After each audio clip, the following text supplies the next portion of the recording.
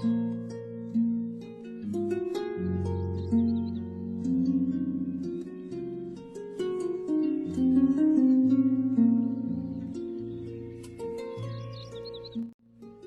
konyol yang menawan dan yang kurang menawan. Aspek paling membuat depresi pada kehidupan pasangan kekasih yang tengah bertengkar di restoran adalah mereka hampir selalu tak sadar apa sebenarnya yang dipertengkarkan. Tampaknya orang-orang paling tak berhasillah yang paling banyak memberi saran, terutama dalam hal menulis dan keuangan. Jangan pernah menjalin kemitraan bisnis dengan seorang pengacara yang sudah pensiun, kecuali jika ia memiliki hobi lain. Desas-desus hanya berharga kalau disangkal. Yang menjadi masalah dengan orang terpelajar adalah mereka benar-benar berpikir orang tak terpelajar mendapati orang terpelajar lebih cerdas daripada mereka. Dalam jangka panjang, Anda lebih mungkin membodohi diri sendiri daripada orang lain. Universitas telah mengalami kemajuan dari menyediakan beasiswa dengan anggaran kecil menjadi menjual gelar dengan dana yang besar. Ada dua jenis orang, mereka yang berusaha menang dan mereka yang berusaha memenangkan argumentasi. Kedua jenis ini tidak pernah sama. Heuristik yang rasional berarti menghindari komentar dari siapapun yang pernah bekerja untuk mencari nafkah. Biasanya orang meminta maaf supaya bisa mengulangi lagi kesalahannya. Hubungan matematika dan pengetahuan sepadan dengan hubungan antara tangan palsu dan tangan asli, ada yang mengamputasi untuk mengganti. Modernitas menghadirkan narasi konyol bagi sejumlah kegiatan, sekarang kita berjalan untuk olahraga, bukan semata berjalan, tanpa perlu adanya pembenaran sama sekali. Ini dikarenakan alasan-alasan tersembunyi yang menyertainya. Birokrasi adalah sebuah konstruksi yang dirancang untuk memaksimalkan jarak antara pembuat keputusan dan risiko dari keputusan tersebut. Media sosial sangat antisosial, makanan sehat terbukti tak sehat, pekerja cerdas sangat tak cerdas, dan ilmu sosial sama sekali tak ilmiah. Orang cenderung berbisik ketika mengatakan kebenaran dan berbicara dengan keras ketika berbohong. Daripada mencari penyebab kematian yang menewaskan orang, seharusnya kita mencari penyebab kehidupan ketika orangnya masih ada. Di bawah ketidakjelasan, informasi tidak lengkap, dan pemahaman parsial, sebagian besar dari apa yang tidak kita pahami diberi label irasional.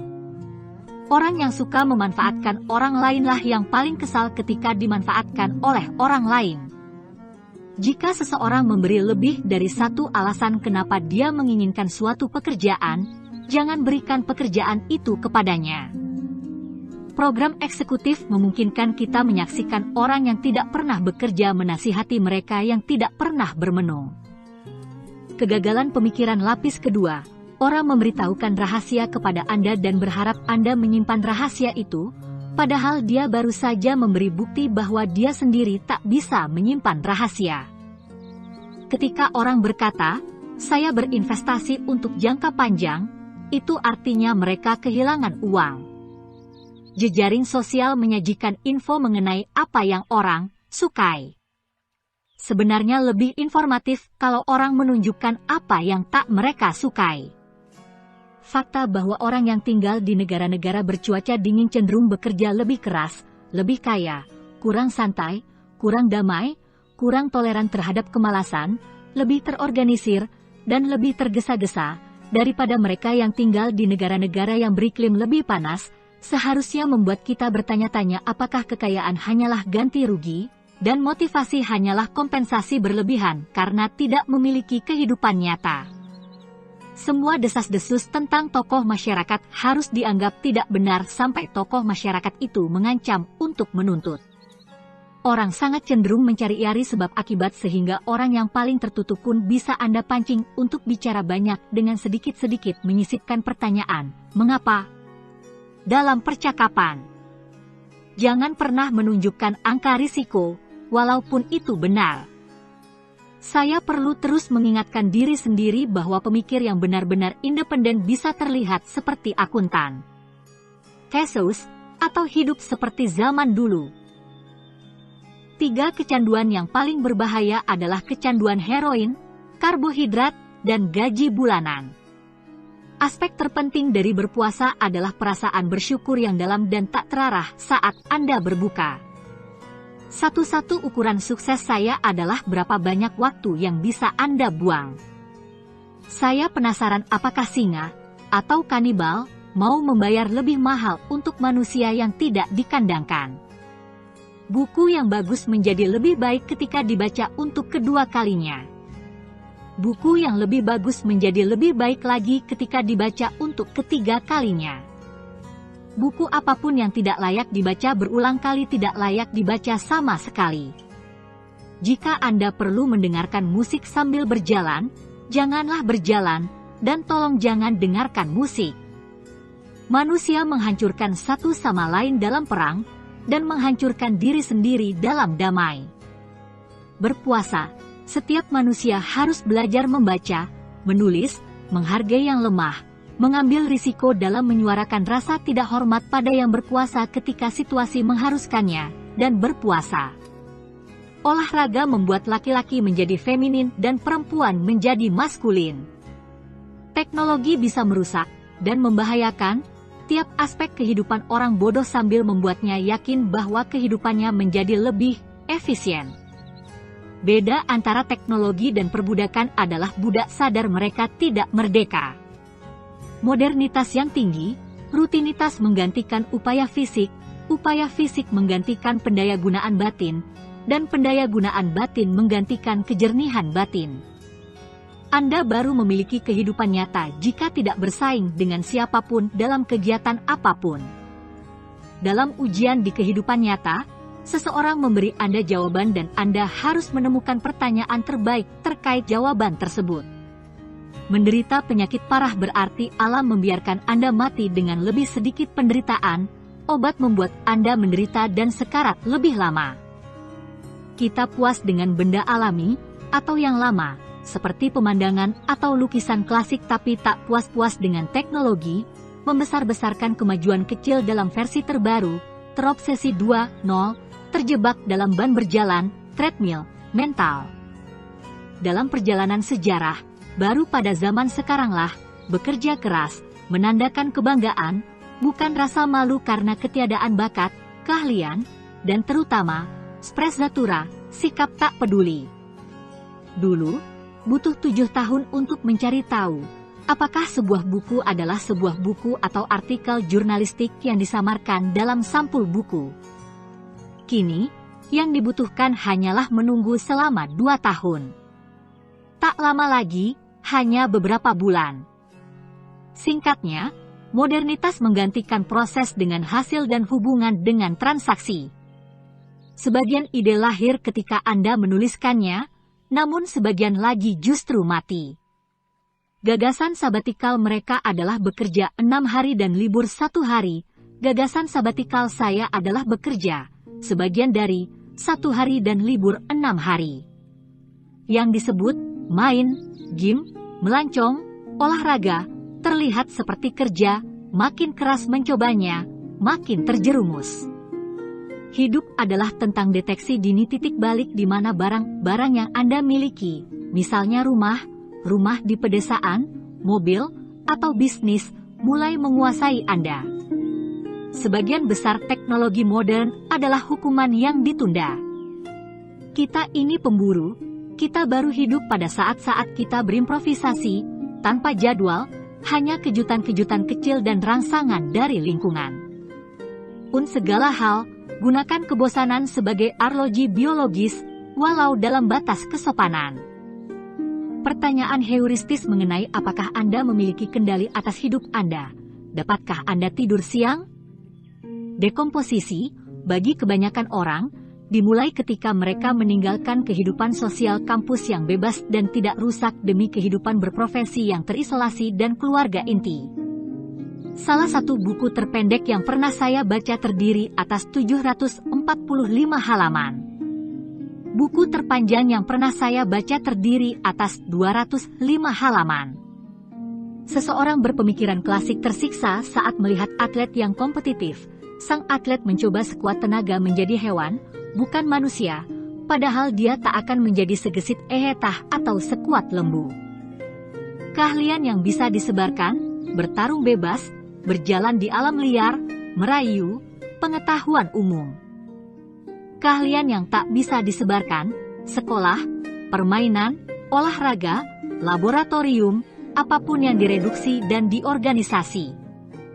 Pendidikan formal adalah kredensial ditambah dengan pengetahuan negatif, jadi keduanya bekerja secara seimbang. Anda ada secara utuh jika dan hanya jika percakapan atau tulisan Anda tak bisa disusun ulang dengan mudah dari potongan percakapan lain. Orang Inggris kadang menikmati cuaca laut Mediterania, tapi mereka tetap berlibur ke Spanyol karena jam kosong mereka tidak kosong. Adalah sebuah kutukan untuk memiliki ide yang hanya dimengerti orang ketika sudah terlambat. Bagi kebanyakan orang, pekerjaan dan hal-hal seputarnya punya efek merusak berupa cedera kronis. Kehidupan nyata, de vita beata, kehidupan yang bahagia, adalah ketika pilihan Anda sesuai dengan tugas Anda. Teknologi itu paling hebat kalau tak terlihat. Perbedaan antara kehidupan nyata dan kehidupan modern itu seperti sebuah percakapan dan dua orang saling membaca. Waktu melihat orang berolahraga di atas treadmill, saya memikirkan singa jantan alfa yang paling kuat, mengeluarkan energi paling sedikit dan tidur 20 jam sehari, yang lain berburu untuknya. Caesar Pontem Fecit, secara harfiah, Kaisar membangun jembatan, tapi makna tersiratnya, jembatan dibangun untuk Kaisar. Tiap hubungan sosial yang tidak melibatkan temu muka secara langsung berbahaya bagi kesehatan Anda. Saya gagal melihat perbedaan antara kekayaan ekstrim dan overdosis.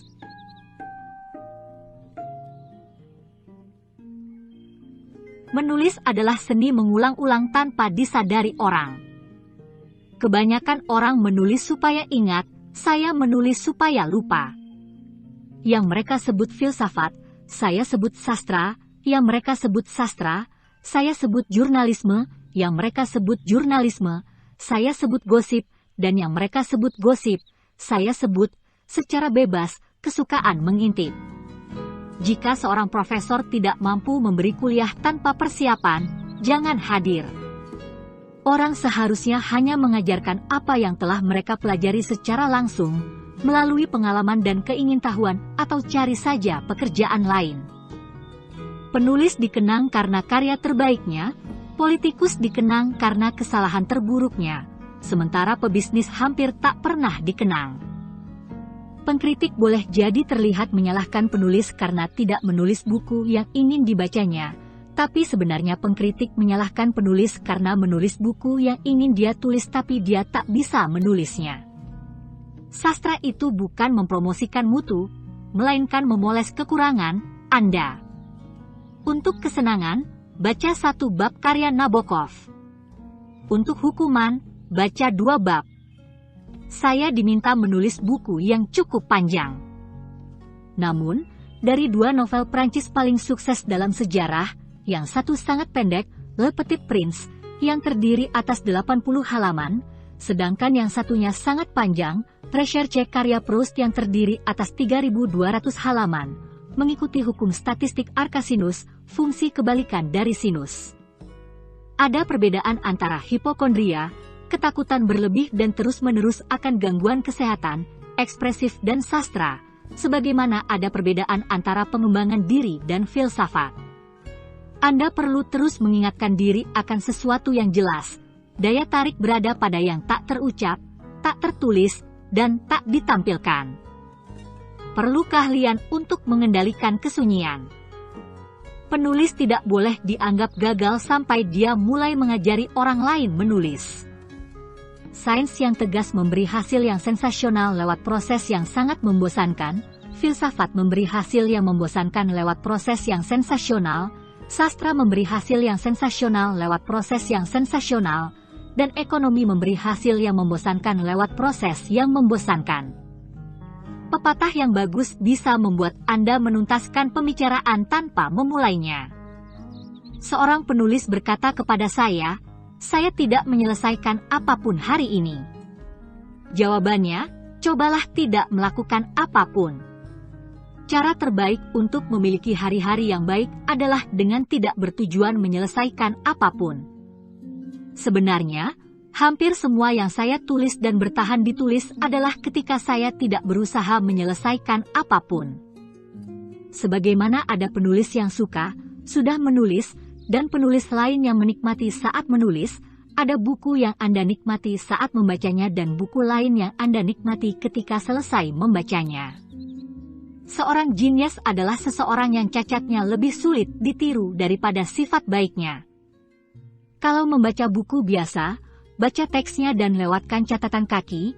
Kalau membaca buku yang ditulis kaum akademik, baca catatan kakinya dan lewatkan teks. Kalau membaca buku bisnis, lewatkan teks dan catatan kakinya. Ketika pengetahuan seseorang bertambah, Anda akan membagikan separuh ucapannya. Penulis mengosongkan jiwanya ketika kontribusi marginal dari sebuah buku baru lebih kecil daripada kontribusi marginal buku sebelumnya. Kalau pecundang mengomentari karya orang lain yang lebih mengesankan, mereka merasa perlu menjatuhkan orang itu dengan menyatakan apa yang memang tidak dilakukan orang itu. Dia bukan jenius, tapi meskipun dia bukan Leonardo, ketimbang menyatakan dirinya sendiri itu sebagai apa. Kadar hidup Anda berbanding terbalik dengan jumlah klise dalam tulisan Anda. Yang kita sebut buku bisnis adalah kategori tersingkir buatan toko buku untuk tulisan yang tak memiliki kedalaman, gaya, keketatan empiris, dan kecanggihan linguistik. Sebagaimana pujangga dan seniman, birokrat itu dilahirkan, bukan dibuat.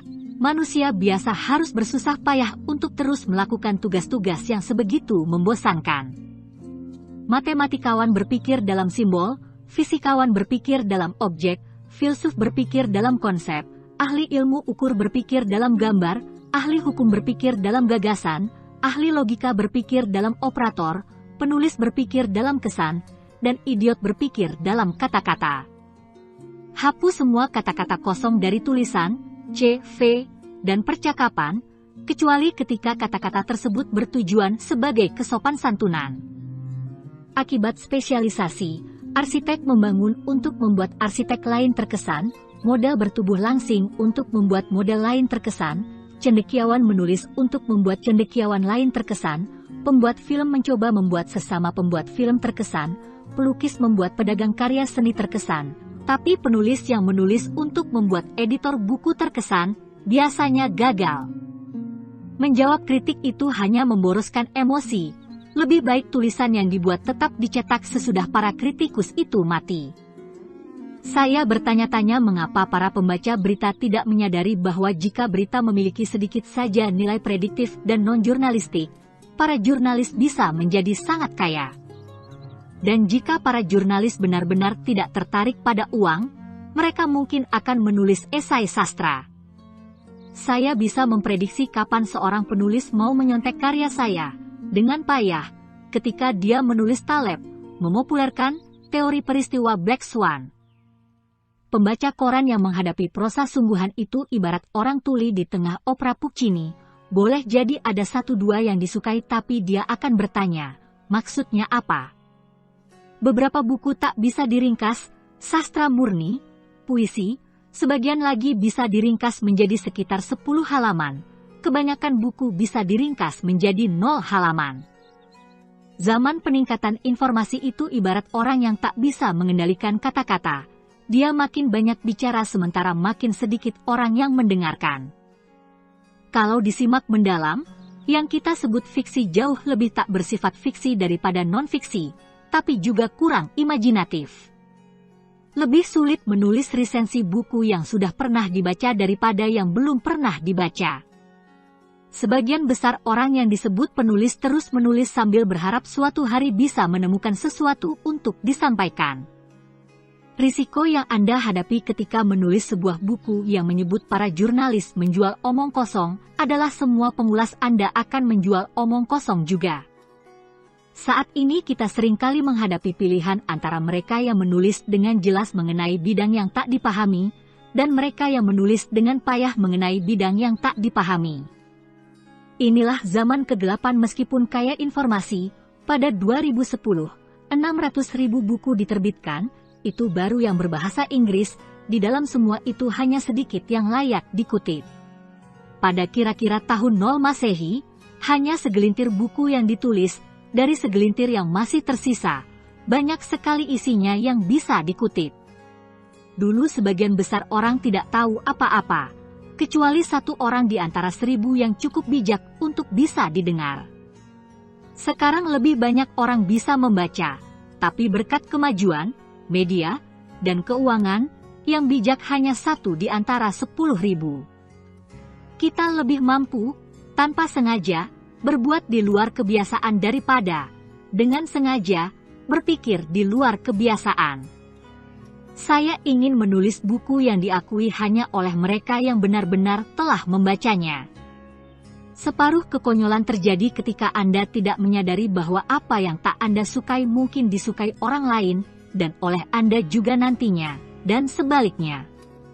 Jauh lebih tak berbahaya berpikir seperti seorang penindak daripada bertindak seperti seorang pemikir.